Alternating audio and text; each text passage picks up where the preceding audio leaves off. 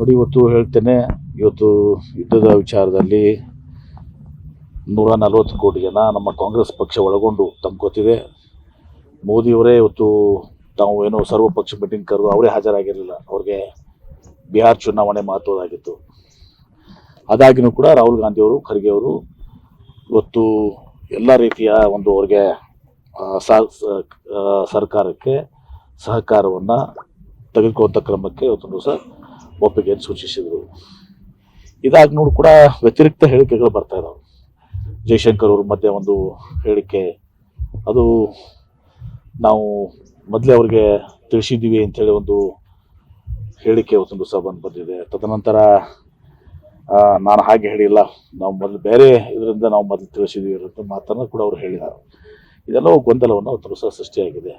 ಅದೇನೇ ಇದ್ರೂ ಕೂಡ ಇವತ್ತು ದಿವಸ ಕಾಂಗ್ರೆಸ್ ಪಕ್ಷ ಈ ದೇಶಕ್ಕೆ ಸ್ವಾತಂತ್ರ್ಯ ದೊರಕಿಸ್ಕೊಡುವಂಥದ್ದು ಕೊಟ್ಟಿರೋಂಥ ಪಕ್ಷ. ಆಮೇಲೆ ಬ್ರಿಟಿಷರ ವಿರುದ್ಧ ಹೋರಾಡಿದಂಥದ್ದು. ಹಿಂದೆ ಇಂದಿರಾ ಗಾಂಧಿಯವರು ಪಾಕಿಸ್ತಾನ ಮೇಲೆ ದಾಳಿ ಮಾಡಿ ಇವತ್ತು ಪಾಕಿಸ್ತಾನಕ್ಕೆ ತಕ್ಕ ಶಾಸ್ತಿಯನ್ನು ಕಳಿಸಿದರು. ಅದೇ ರೀತಿ ಇವತ್ತೊಂದು ದಿವಸ ಮೋದಿಯವರು ಮುಂದುವರಿಬೇಕಾಗಿತ್ತು. ಅವ್ರಿಗೆಲ್ಲ ರೀತಿಯ ಬೆಂಬಲ ಕೊಟ್ಟಿದಾಗ ಕೂಡ ಕೆಲವು ಗೊಂದಲಗಳು ಕೂಡ ಸೃಷ್ಟಿಯಾಗಿದೆ. ಯಾಕಂದ್ರೆ ಟ್ರಂಪ್ ಅವ್ರ ಹೇಳಿಕೆ ನೋಡಿರಿ ನೀವು, ಕಾಶ್ಮೀರದಲ್ಲಿ ಯಾರಿಗೂ ಮಧ್ಯಸ್ಥಿಕೆ ಬೇಕಾಗಿಲ್ಲ. ಇವತ್ತು ಪಾಕಿಸ್ತಾನ ಆಕ್ಯುಪೈಡ್ ಏನು ಕಾಶ್ಮೀರ ಇದೆ, ಅದು ಕೂಡ ಭಾರತಕ್ಕೆ ಸೇರಬೇಕಾಗಿತ್ತು. ಇದರಲ್ಲಿ ಯಾರ್ದು ಬೇರೆ ದೇಶಗಳ ಮಧ್ಯಸ್ಥಿಕೆ ನಮ್ಮಲ್ಲಿ ಒಂದು ಸ್ವಲ್ಪ ಪರವಾನಗಿ. ಇದಾಗಿನೂ ಕೂಡ ಕೆಲವೊಂದು ಹೇಳಿಕೆಗಳು, ಟ್ರಂಪ್ ಮತ್ತು ಹೇಳಿಕೆಗಳು ಬರ್ತಾ ಇದ್ದಾವೆ. ಈ ಗೊಂದಲ ಸೃಷ್ಟಿಯಾಗಿದೆ. ಹೀಗಾಗಿ ವಿರೋಧ ಪಕ್ಷದ ನಾಯಕರಾಗಿ ಇವತ್ತು ದಿವಸ ತಮ್ಮ ಅನುಭವವನ್ನು ಇವತ್ತು ದಿವಸ ಅವ್ರು ಹೇಳಿದ್ದಾರೆ. ಇವತ್ತು ದಿವಸ ಅದೇನೇ ಇದ್ರೂ ಕೂಡ ಕಾಂಗ್ರೆಸ್ ಪಕ್ಷ ದೇಶದ ಅಖಂಡತೆಯ ಸಲುವಾಗಿ, ದೇಶದ ನಮ್ಮ ಏನು ಸೈನಿಕರಿದ್ದಾರೆ, ಯಾಕಂದರೆ ರಾಹುಲ್ ಗಾಂಧಿ ಅವರು ಕೂಡ ಆತಂಕ ವ್ಯಕ್ತಪಡಿಸಿದ್ದಾರೆ. ಯಾಕಂದರೆ ನಮ್ಮ ಸೈನಿಕರ ಸುರಕ್ಷತೆಯೂ ಕೂಡ ಅಷ್ಟೇ ಮುಖ್ಯ ಅದ. ಅವರ ಮತ್ತು ನಮ್ಮ ಯುದ್ಧ ವಿಮಾನಗಳು ಇವೆಲ್ಲರೂ ಸುರಕ್ಷತೆ ಇದೆ. ಇವತ್ತು ಎಷ್ಟೋ ಒಂದು ಕಡೆ ಮಾಹಿತಿ ಸೋರಿಕೆ ಆದರೆ ಅದು ನಮ್ಮ ಸೈನ್ಯಕ್ಕೆ, ನಮ್ಮ ಇದಕ್ಕೆ ಗೊಂದಲ ಉಂಟಾಗ್ತದೆ. ಹೀಗಾಗಿ ಈ ಗೊಂದಲದ ಹೇಳಿಕೆಗಳು ಇವತ್ತು ದಿವಸ ನಿಲ್ಲಬೇಕಾಗ್ತದೆ.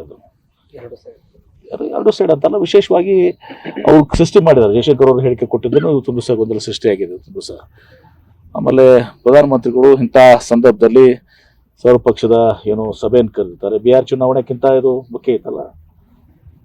ನಾವು ಯಾವಾಗಲೂ ಹೇಳ್ಕೊಂಡು ಬಂದಿದ್ದೀವಿ, ಇವತ್ತು ರಾಷ್ಟ್ರ ಮುಖ್ಯ ಇವತ್ತು ದಿವಸ ಪ್ರಥಮ, ತದನಂತರ ಪಕ್ಷದ, ತದನಂತರ ಧರ್ಮ, ಜಾತಿ ಮತ್ತು ರಾಷ್ಟ್ರ ಪ್ರಮುಖ ಆಗಿದ್ದಾಗ ಬಿಹಾರ್ ಚುನಾವಣೆ ಪ್ರಮುಖ ಆಗೋದಿಲ್ಲ. ಪ್ರಧಾನಮಂತ್ರಿಗಳು ಕರೆದಂಥ ಸಭೆಗೆ ಅವರು ಪ್ರಧಾನಮಂತ್ರಿಗಳು ಇರಬೇಕಾಗಿತ್ತಲ್ಲ. ಗಂಭೀರತೆ ಇರ್ತೈತಲ್ಲ. ಎಲ್ಲೋ ಒಂದು ಈಗ ಇದಕ್ಕೆ ಆಸ್ಪದ ಮಾಡಿಕೊಟ್ಟಿದ್ದಾರೆ. ಮತ್ತು ಜೈಶಂಕರ್ ಅವ್ರ ಹೇಳಿಕೆ ಎಲ್ಲವೂ ಕೂಡ ಗೊಂದಲವನ್ನು ಸೃಷ್ಟಿ ಮಾಡಿದ್ದಾವೆ.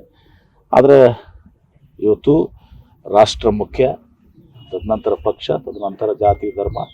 ಕಾಂಗ್ರೆಸ್ ಪಕ್ಷ ಯಾವಾಗಲೂ ಕೂಡ ಪಾಕಿಸ್ತಾನಕ್ಕೆ ತಕ್ಕ ಶಾಸ್ತಿಯನ್ನು ಕೊಟ್ಟಂಥ ಇಂದಿರಾ ಗಾಂಧಿ ಅವ್ರದ್ದು ನೋಡಿದ್ದೀರಿ, ಯಾವ ರೀತಿ ಬಲವಾಗಿ ಇವತ್ತೊಂದು ದಿವಸ ನಿಲುವನ್ನು ಕೈಗೊಂಡಿದ್ರು. ಆ ರೀತಿ ಎಲ್ಲರೂ ಒಕ್ಕಟ್ಟಿನಿಂದ, ಹಿಂದೆ ವಾಜಪೇಯಿ ಅವರು ಕೂಡ, ನರಸಿಂಹರಾವ್ ಇದ್ದಾಗ ಇದೇ ಒಂದು ಇದು ನಡೆದಾಗ ವಾಜಪೇಯಿ ಅವ್ರನ್ನ ಕಳಿಸಿದ್ರು ಇವತ್ತೊಂದು ದಿವಸ ವಿದೇಶಕ್ಕೆ. ಇವತ್ತೊಂದು ದಿವಸ ನೀನು ನೋಡ್ತಾ ಇದ್ದೆ ನಾನು, ವಾಜಪೇಯಿ ಅವ್ರನ್ನ ಇವತ್ತೊಂದು ದಿವಸ ಅಪೋಸಿಷನ್ ಲೀಡರ್ ಆಗಿದ್ರು, ಅವ್ರನ್ನ ವಿದೇಶಕ್ಕೆ ಕಳಿಸಿದ್ರು ಇವತ್ತು ದಿವಸ ಟಾಕ್ಸಿಗೆ. ಇದು ದೇಶ ಬಂದಾಗ ನಾವೆಲ್ಲರೂ ಒಂದಾಗಿರ್ಬೇಕಾಗ್ತದೆ. ಹೀಗಾಗಿ ಖರ್ಗೆ ಸಾಹೇಬರು, ಹಿರಿಯರು, ಇವತ್ತು ದಿವಸ AICCಯ ಅಧ್ಯಕ್ಷರು ಮತ್ತು ರಾಜ್ಯಸಭಾ ವಿರೋಧ ಪಕ್ಷ ನಾಯಕರು ತಮ್ಮ ಅನುಭವದ ಮಾತುಗಳನ್ನು ಅವ್ರು ಹೇಳಿದ್ದಾರೆ. ಈ ವಿಡಿಯೋ ನಿಮಗೆ ಇಷ್ಟವಾದಲ್ಲಿ ಲೈಕ್ ಮಾಡಿ, ಶೇರ್ ಮಾಡಿ, ಸಬ್ಸ್ಕ್ರೈಬ್ ಮಾಡಿ.